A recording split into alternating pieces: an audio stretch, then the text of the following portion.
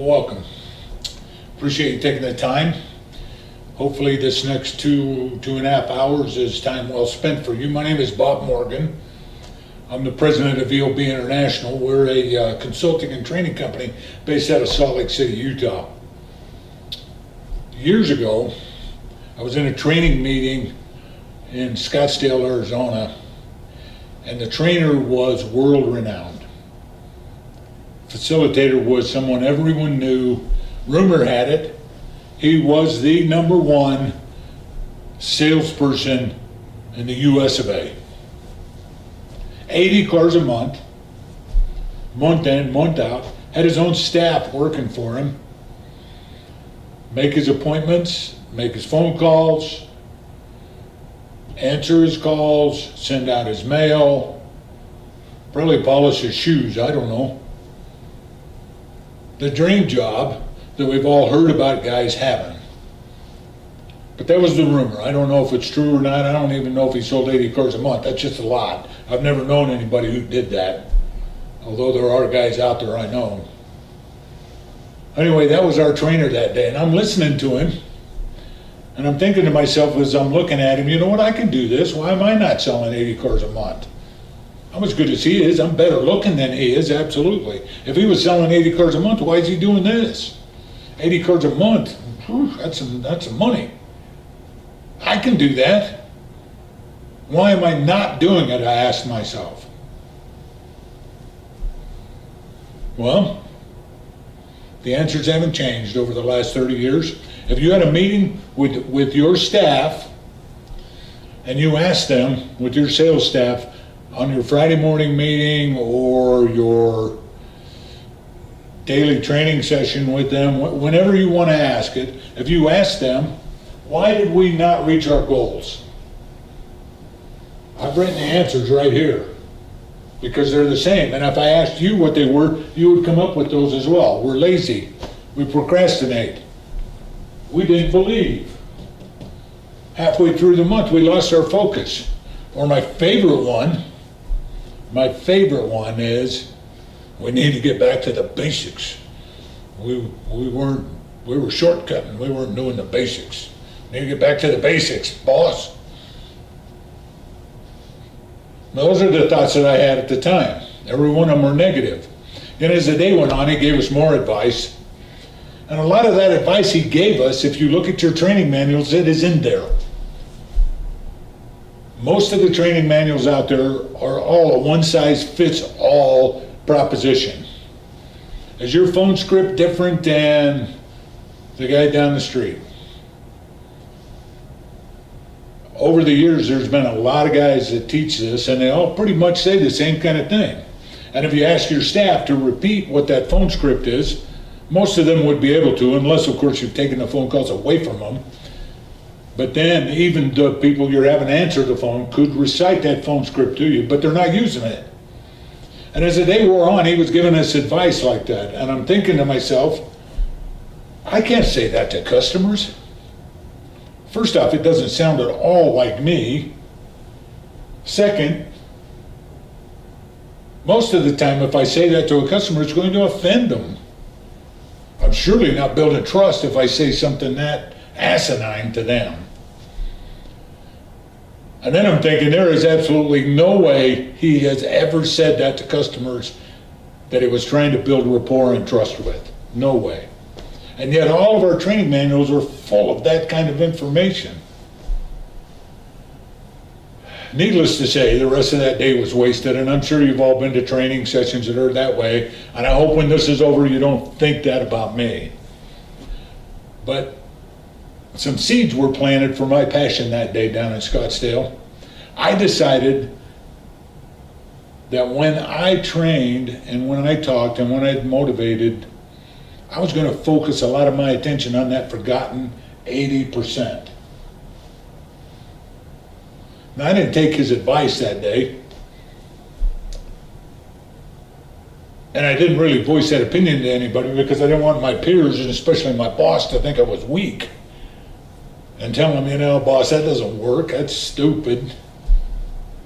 But as I look back, if I look over the next week, none of my fellow salespeople took his advice either. And they were probably thinking the same thing that I was thinking. We fall into the trap that one size fits all for our training. Now, basic training, yes, it needs to be one size fits all. And however long that takes with your staff, if it's a week, if it's 5 days, if it's 3 days, whatever it is one size fits all. Here's our 8 steps or 10 steps or 12 steps to the sale. Here's our phone script. This is our internet process. Yes, one size fits all. But after that, what happens? What happens after that? That's a good question. This is where Pareto's principle comes into apply. And when I say that we use the one size fits all training for all of our sales staff, we do. And if you think about this, as I said, Pareto's rule applies here. 20% of your staff makes 80% of the money. 80% of your staff makes 20% of the money. So that 80%, unfortunately, is what? They're making minimum wage, they're making your guarantees, and if they do sell 10 cars a month and make more money, they're so happy, they're so rich, it's unbelievable. But they don't believe that they can move from here up to there. Why? Because we focus all our training right there. We focus it all there and we make it one size fits all. And what do? How do you fix that? We should motivate our staffs all together and one-on-one. But motivation is really the tool that creates a desire. And if we don't do anything about it afterwards, that desire just goes away. Personal training, though, personal training is the fire that keeps that desire burning. And what do I mean by personal training? I mean one-on-one training every day with every one of your staff. And some of you here are all thinking, I don't have time for that. Well, I'm here to tell you, you don't have time not to do it. You can't afford not to do that every day with your staff. It will create free time for you so that you don't have to worry about what they're doing. Wouldn't it be nice if you knew what these 16 people were saying every time they talk to a customer? That they had it as comfortable as you do when you're closing a deal with them. And how do you get them that way? It isn't one size fits all training. It's not training everybody there. It's one-on-one personal training because each one of them needs something different. Every one of them do. And if you can do that, you're going to create a motivation that they want to become better every single day. One of the questions that I get asked constantly around the country is, Bob, there are just no good people out there. Where are they? Where are all the good people? Well, I find that a little bit offensive because I'm good people. I'm sure you're not going to hire me as a salesperson, but you're good people. You have good people on your staff. I would venture to guess in the last 2 months you've hired good people. Your friends are good people. There are lots of good people out there. We bought into the fallacy, and there are classes, there are courses, and people are getting rich off of this, that millennials are lazy. Gen Xers want everything for nothing. They don't want to put in the work. Baby boomers, we did it all. We worked. We worked to get what we got. And nobody wants to do that anymore. There are just no good people out there. Well, I'm here to tell you there are, but there are not any good people out there if you're focused right there. And that's where we focus most of our attention most of the time.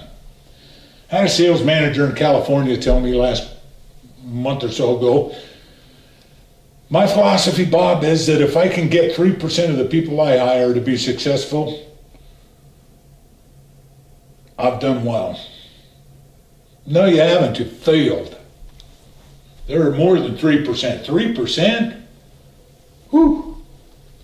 You failed. I'm glad I didn't work for that guy because I once went 21 days without selling a car. he would have fired me. He's of that mind where you fire the bottom 10%, that's how you motivate your guys. But it isn't.